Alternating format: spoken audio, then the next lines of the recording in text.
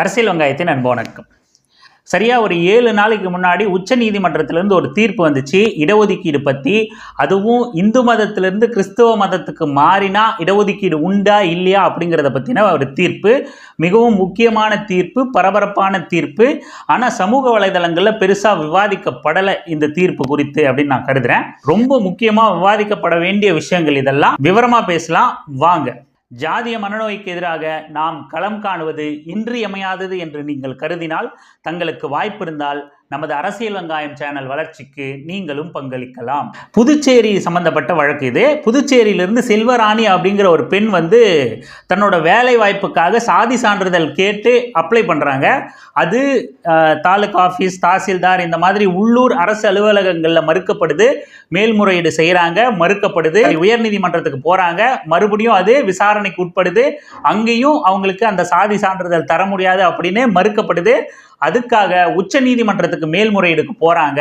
அங்கேயும் உயர்நீதிமன்றத்தோட அதே தீர்ப்பை உறுதிப்படுத்தி அவங்களோட வழக்குக்கு தீர்ப்பு வருது. இந்த செல்வராணி அப்படிங்கிறவங்களோட தந்தை ஆதி திராவிடர் வகுப்பை சார்ந்தவர், தாய் கிறிஸ்தவ பெண். இந்த செல்வராணிக்கு அரசு வேலை, கிளர்க் வேலை கிடைக்குது. அது எஸ்சி கேட்டகரியில், அந்த ஷெட்யூல் காஸ்ட் பிரிவில் இடஒதுக்கீட்டின் மூலமாக இவங்க அதை கிளைம் பண்ணுறாங்க. ஆனால் இவங்க கிறிஸ்தவர், இவங்களுக்கு அதை தர முடியாது அப்படின்னு சான்றிதழ் பரிசோதனையில் அவங்க மறுக்கிறாங்க. இதுக்காக தான் இந்த நடைமுறை. வழக்கு உச்ச நீதிமன்றம் வரையும் போய் உச்ச நீதிமன்றமும் இதே தீர்ப்பை, அந்த உயர்நீதிமன்றத்தோட அதே தீர்ப்பை அவங்க உறுதிப்படுத்துகிறாங்க. இதுக்கு இடையில் உச்ச நீதிமன்றம் அந்த தீர்ப்பில் அவங்க சொன்ன விஷயங்கள் தான் நம்ம கவனிக்கப்பட வேண்டிய விஷயம். இப்போ இது வரைக்கும் நீங்கள் கேட்டதில் இதில் என்ன இருக்குது? ஆமாம், மதம் மாறிட்டாங்க, அதுக்கப்புறம் அவங்க ஏன் ஷெட்யூல் காஸ்ட்டில் அவங்க இடஒதுக்கீடை கேட்கணும் அப்படிங்கிற நியாயம் தானே, சரியான தீர்ப்பு தானே உச்சநீதிமன்றம் வழங்கியிருக்கு அப்படின்னு உங்களுக்கு தோணலாம். ஆனால் நமக்கு இதில் வேறு மாதிரியான பார்வை இருக்குது. அந்த தீர்ப்பின் போது உச்சநீதிமன்றம் சொன்ன தகவல்களில் நாம் உங்ககிட்ட பகிர்ந்துக்க வேண்டிய சில விஷயங்கள் இருக்குது. நாம் நேரடியாக உச்சநீதிமன்றம் அந்த தீர்ப்பை வாசிச்சுட்டு உங்ககிட்ட பேசுகிறோமான்னா இல்லை. அந்த தீர்ப்பு குறித்து தினமலரில் வழக்கறிஞர் சண்முகம் அப்படிங்கிறவர் அதை விரிவாக பேசியிருந்தார். அவர் சொன்னதிலிருந்து தான் உங்ககிட்ட நம்ம இதை பகிர்ந்துக்கிறோம், பேச போகிறோம். தீர்ப்பின் போது நீதிபதிகள் என்ன சொல்றதா, இல்லை தீர்ப்பில் என்ன சொல்றதா அந்த வழக்கறிஞர் சொல்றாரு அப்படின்னா, இப்போ ஒரு நபர் எந்த மதத்தை சார்ந்தவங்க, எந்த மதத்தை பின்பற்றுறாங்க அப்படிங்கிறத எங்களால் கண்டுபிடிக்க முடியாது. ஒரு மதத்தை உண்மையிலேயே அந்த மதத்தோட கொள்கைகளை ஏற்றுக்கிட்டு தீவிரமாக அந்த மதத்தோட பற்றின் காரணமாக அந்த மதத்தில் இருக்காங்களாங்கிறத எங்களால் கண்டுபிடிக்க முடியாது. ஆனால் அவங்களோட நோக்கம் என்ன அப்படிங்கிறத எங்களால் கண்டுபிடிக்க முடியும் அப்படின்னு நீதிபதிகள் சொன்னதா அந்த வழக்கறிஞர் சொல்கிறார். வெறும் இடஒதுக்கீடு பயனடைவதற்காக மட்டுமே நீங்கள் சாதி சான்றிதழ் கோர்றீங்க, அப்படி கொடுக்க முடியாது. கொடுத்தா இது அரசியலமைப்பு சட்டத்தையே ஏமாற்றுவதா இது அமையும் அப்படிங்கிறத தெரிவிச்சதா அந்த வழக்கறிஞர் சொன்னார். மாற்று மதத்திலிருந்து இங்க ஜாதி சர்டிபிகேட் கேட்டா உங்கள் நோக்கம் புரியுது அப்படின்னா, இங்கிருந்து ஒருத்தர் ஏன் இந்த மதத்தை விட்டு வெளியே போறாங்கிற நோக்கம் ஏன் உங்களுக்கு புரியல? சரி, இன்னைக்கு ஒரு தலித்தா இருந்துக்கிட்டு, ஒரு ஆதி திராவிடரா இருந்துக்கிட்டு, ஒரு ஒடுக்கப்பட்ட கம்யூனிட்டியில இருந்துக்கிட்டு ஒருத்தர் அந்த மதத்தை விட்டு வெளியேறி கிறிஸ்தவத்தையோ இஸ்லாத்தையோ ஏதோ ஒரு மதத்தையோ ஏத்துக்கிட்டாங்கன்னு வச்சுங்களேன். அதனாலேயே அவங்க அனுபவித்த எல்லா இழிவுகளும் போயிடுமா? ஒரு நாள்ல இல்ல ஒரு தலைமுறையில அவங்க அனுபவிச்ச இழிவோ, தீண்டாமையோ, இழந்த சுயமரியாதையோ ஒரு நாள்லயோ ஒரு தலைமுறையிலையோ உடனடியாக அவங்க வணங்குற தெய்வத்தை மாற்றிக்கும் போது மட்டுமே, அவங்க மதத்தை மாற்றிக்கும் போது மட்டுமே அந்த சமூக கொடுமைகள்லாம் இவங்களை விட்டு நீங்கிடுமா அப்படின்னா கிடையாது. ஏதோ குறைந்தபட்ச ஆறுதல், குறைந்தபட்சமாக ரொம்ப மோசமான நெருக்கடியை, மோசமான தீண்டாமையை அனுபவிக்கிறதுலேருந்து ஏதோ சின்னதாக ஒரு ரிலாக்ஸேஷன் கிடைக்குமே தவிர, மொத்தமாக அவங்க மதம் மாறிட்டதுனாலேயே அவங்க சமூக கொடுமைகள் மாறிடும் அப்படின்னு நம்ம எடுத்துக்க முடியாது. அப்படி இருக்கும்போது எந்தவித பொருளாதார முன்னேற்றமும் அவங்க மதமாற்றத்தால் நிகழாம, எந்தவித சமூக கொடுமைகளும், அவங்க தீண்டாமை கொடுமைகளும் அவங்களுக்கு அந்த மதமாற்றத்தால் நிகழாம, மாறாம அவங்களுக்கு இடஒதுக்கீடை மட்டும் மறுக்கிறது அப்படிங்கிறது எந்த விதத்தில் நியாயம்? இப்போ நீங்கள் வேற எந்த ஒரு சாதியோ அவங்க ஏதோ ஒரு நம்பிக்கையினால, ஏதோ ஒரு விஷயம் தாங்க வேண்டிக்கிட்டதுனால, அது நடந்ததுனால, ஏதோ ஒரு நம்பிக்கையினால மாற்று மதத்துக்கு போறது அப்படிங்கிறது அது முழுக்க வேற விஷயம். ஆனா பட்டியலினத்து மக்கள், ஒடுக்கப்பட்ட மக்கள் தங்க இருக்கிற இந்த இந்து மதத்திலிருந்து வேறு ஒரு மதத்தை தழுவுறது அப்படிங்கிறது அது முற்றிலும் வேறு ஒரு அதை அணுகிறது முற்றிலும் வேறு மாதிரியா அணுகணும். ஏன்னா இவங்க கொடுமை தாங்காம, தீண்டாமை தாங்காம, தங்களோட சுயமரியாதையை மீட்டெடுக்க மட்டுமே மதம் மாறுறாங்க. இங்க ஏதோ ஒரு நம்பிக்கையின் பேர்ல மற்ற சாதிகள் மதம் மாறுறாங்க. அதுக்கு ஒரு உதாரணமா நான் என்ன சொல்ல வரேன் அப்படின்னா, என்னோட தனிப்பட்ட எனக்கு தெரிஞ்ச ஒரு நபர் அவங்களோட நண்பர் கிறிஸ்தவர் அவங்க நண்பர் வீட்டு திருமணத்துக்கு அவங்களோட நண்பர் அவங்க மகள் வீட்டு திருமணத்துக்கு அழைக்கிறாரு. இவரும் போறாரு. போயிட்டு திருமணத்தை பார்த்துட்டு வாழ்த்து சொல்லிட்டு வந்துடுறாரு. ஆனால் சாப்பிடாம வந்துடுறாரு. ஏன் சாப்பிடல அப்படிங்கிற காரணம் கேட்டால் என்ன சொல்றாரு அப்படின்னா, கிறிஸ்டியன் வீட்டு கல்யாணம் தான், பிரியாணி தான் போட்டாங்க, ஆனால் எனக்கு அங்கே சாப்பிட பிடிக்கல. ஏன் அப்படின்னா அவங்க எல்லாம் எஸ்சியா இருந்து கிறிஸ்டினா மாறினவங்க. எப்போ இப்போதான் நேற்று தான் கிறிஸ்டினா மாதிரி இன்னைக்கு கல்யாணம் பண்ணுறாங்களா, இன்னைக்கு கிறிஸ்துவ முறைப்படி கல்யாணம் பண்ணுறாங்களா, பிரியாணி போடுறாங்களான்னா கிடையாது. கிட்டத்தட்ட ஒரு தலைமுறையாகவே அவங்க கிறிஸ்டினா மாறித்தான் கிறிஸ்தவத்தை ஏற்றுக்கிட்டு தான் வாழ்ந்துக்கிட்டு வராங்க.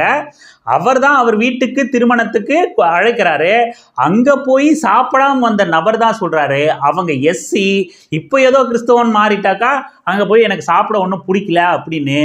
இன்னைய வரைக்கும் அந்த தீண்டாமை உணர்வு அந்த தலைமுறை வரைக்கும் அப்படியே தொடர்ந்துக்கிட்டே தான் இருக்குது.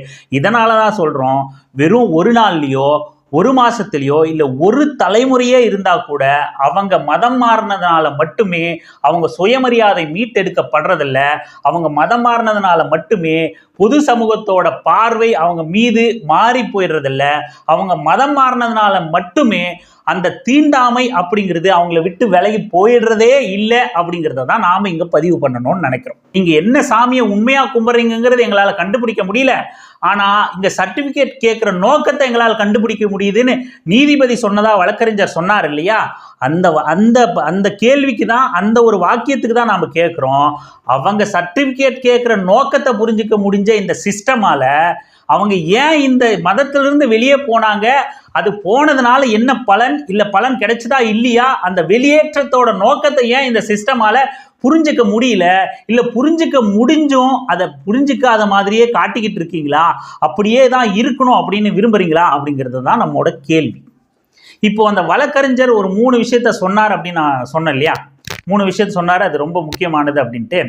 தினமலம் மாதிரியான பத்திரிகைகளோ அந்த தினமலத்தில் உட்கார்ந்துக்கிட்டு பேசிக்கிட்டு இருக்கிற அந்த வழக்கறிஞரோ என்ன பேசுறாருன்னா, ரொம்ப குஷியா என்ஜாய் பண்ணி அந்த தீர்ப்பை வரவேற்று ஒரு புலங்காகிதம் அடைந்து பெரும் மகிழ்ச்சியில் இருந்து அந்த தீர்ப்பை வரவேற்று பேசிக்கிட்டு இருந்தாரு.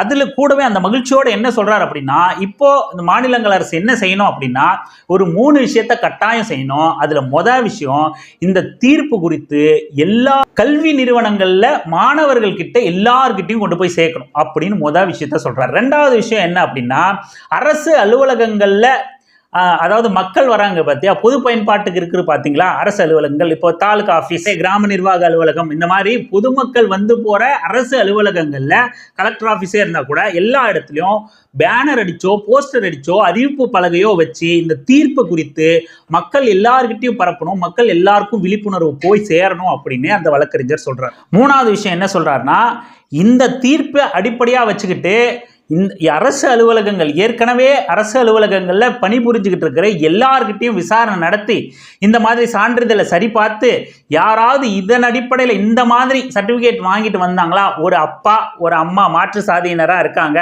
மாற்று மதமாக இருக்காங்க, ஆனாலும் இவங்க இந்துன்னு சர்டிஃபிகேட் வாங்கிட்டு வேலை சேர்ந்து பணிபுரிஞ்சுக்கிட்டு இருக்காங்க அப்படின்னாலும் அதை விசாரணை பண்ணி பரிசோதனை செஞ்சு அவங்க எல்லாரையும் பணி நீக்கம் செய்யணும் அப்படிங்கிற 3 முத்தான கருத்துக்களை அந்த வழக்கறிஞர் சொல்லியிருக்காப்புல.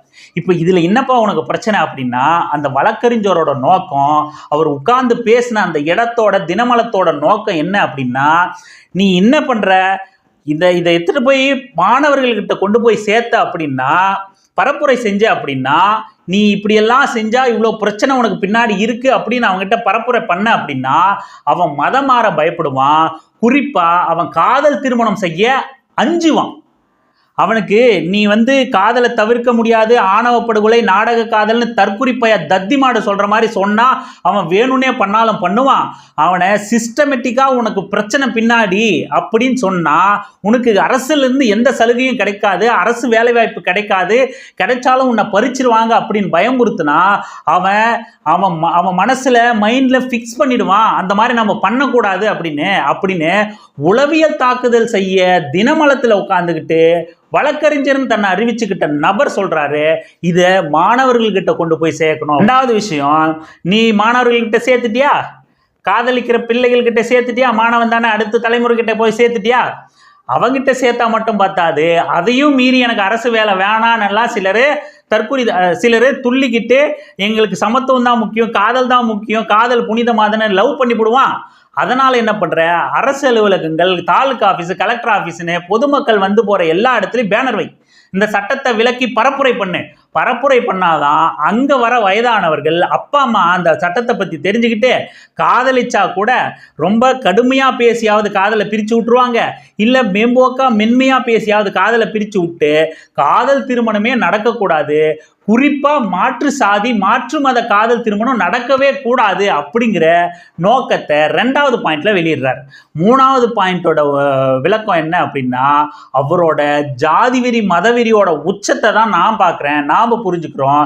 நீ இதுக்கு முன்னாடி எத்தனை பேர் வேலை செஞ்சிருந்தாலும் கணக்கெடுத்து தூக்கிரு. அவன் இருந்து என்ன பண்றது, அவன் பொருளாதாரம் என்ன ஆனா என்ன, அவன் எந்த நிலைமையில இருந்தா என்ன, நமக்கு அவனோட மதம் தான் முக்கியம். சர்டிஃபிகேட் அவன் என்னவா சர்டிஃபிகேட் வாங்கியிருந்தான், எப்படி அவன் மதம் மாறிட்டும் அவன் இந்துன்னு சர்டிஃபிகேட் வாங்கலாம் அப்படின்னு ஐயோ பட்டியலினத்து மக்களோட வாய்ப்பு பறிக்கப்படுது, அதனால அவனெல்லாம் கணக்கெடுத்து தூக்கிரு. இந்த இந்துத்துவ பயங்கரவாதிகளோட சிந்தனையை நாம புரிஞ்சுக்கணும். நேத்து வரைக்கும் இந்துவா இருந்து ஒரு தலைமுறையில கிறிஸ்தவமா மாறி இருக்கான், ஏன் மாறி இருக்கான் அப்படிங்கிற கேள்வியை நீங்க எழுப்ப மாட்டீங்க.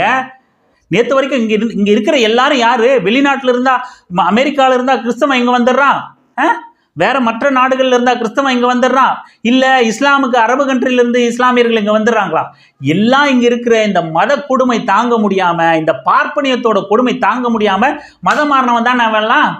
இவனுக்கு சமூக அங்கீகாரம் எல்லாம் கிடைச்சிருச்சா, அவனோட சுயமரியாதை மீட்கப்பட்டுருச்சா, ஏன் இந்த மதம் இவனை இவ்வளவு இழிவா நடத்துதுன்னு கேள்வி கேட்க இன்னும் 75 வருஷம் சுதந்திரம் பெற்ற ஆயும் இன்னைக்கும் முடியல.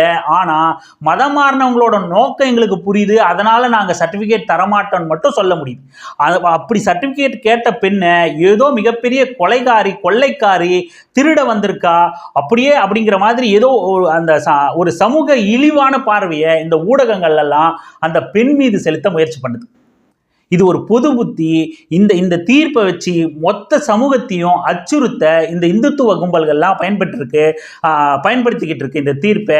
ஆனால் இது குறித்து முற்போக்குவாதிகளோ இல்லை சமூக ஊடகங்கள்லையோ இல்லை மற்ற கட்சிகளோ விவாதித்தாங்களா, இல்லை நாம கவனிக்க மறந்துட்டோமா, இல்லை ஏன் விவாதிக்க மறந்துட்டாங்க அப்படிங்கிறதும் நமக்கு புரியல. இதை ஒட்டியே ஏற்கனவே ஒரு பொது புத்தி இந்த சமூகத்தில் ரொம்ப தீவிரமாக நிலவிக்கிட்டு இருக்கு. ஏற்கனவே இவங்க பிரச்சாரம் பண்ணி வச்ச அந்த பொது புத்தி சமூகத்தில் தீவிரமாக நிலவிருக்கு. சாதி மாற்று திருமணங்களுக்கு எதிரான அந்த பொது புத்தி இன்னைக்கும் நீங்க கிராமங்களில் கவனிச்சிங்கன்னா சாதி மறுப்பு திருமணங்களுக்கு எதிர்ப்பு தெரிவிக்கிறவங்க பாயிண்டா உங்க முன்னாடி எடுத்து வச்சு அதுக்கு எதிர்ப்பு தெரிவிக்கிறது எது அப்படின்னா, இன்னைக்கு நீ காதல் ஆர்வத்தில் கல்யாணம் பண்ணிக்கலாம், சாதி மாதிரி கல்யாணம் பண்ணிக்கலாம், நாளைக்கு உன் தலைமுறைக்கே அது பிரச்சனை, எந்த அரசு வேலையில போனாலும் பிரச்சனை, நீ பொண்ணு கொடுத்து பொண்ணு எடுக்கிறதுல பிரச்சனை வரும், எல்லா விஷயத்துக்கும் நீ காலகாலத்துக்கும் தலைமுறை கடந்தும் கூட நீ இந்த பிரச்சனையை சந்திப்ப.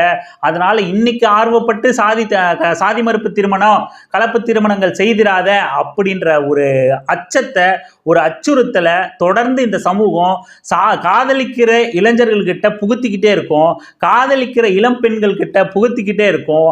அந்த புது புத்தியே இன்னும் மறையாத இந்த காலகட்டத்தில் இப்போ புதுசா இந்த தீர்ப்பின் மூலமா இன்னொரு பொது புத்தியை தொடர்ந்து விதைக்க இந்த பார்ப்பனிய சூழ்ச்சி அப்படிங்கிறது தொடர்ந்து நடந்துகிட்டே இருக்கிறதா தான் நாம இதை பார்க்கிறோம். இந்த தீர்ப்பு மிக மோசமான விளைவுகளை சமூகத்தில் ஏற்படுத்துமோ அப்படிங்கிற அச்ச உணர்வு நமக்கு இருக்கு. இதெல்லாம் உங்ககிட்ட பகிர்ந்துக்கணும், கொண்டு போய் சேர்க்கணும் அப்படிங்கிறதுக்காக தான் இந்த பதிவு.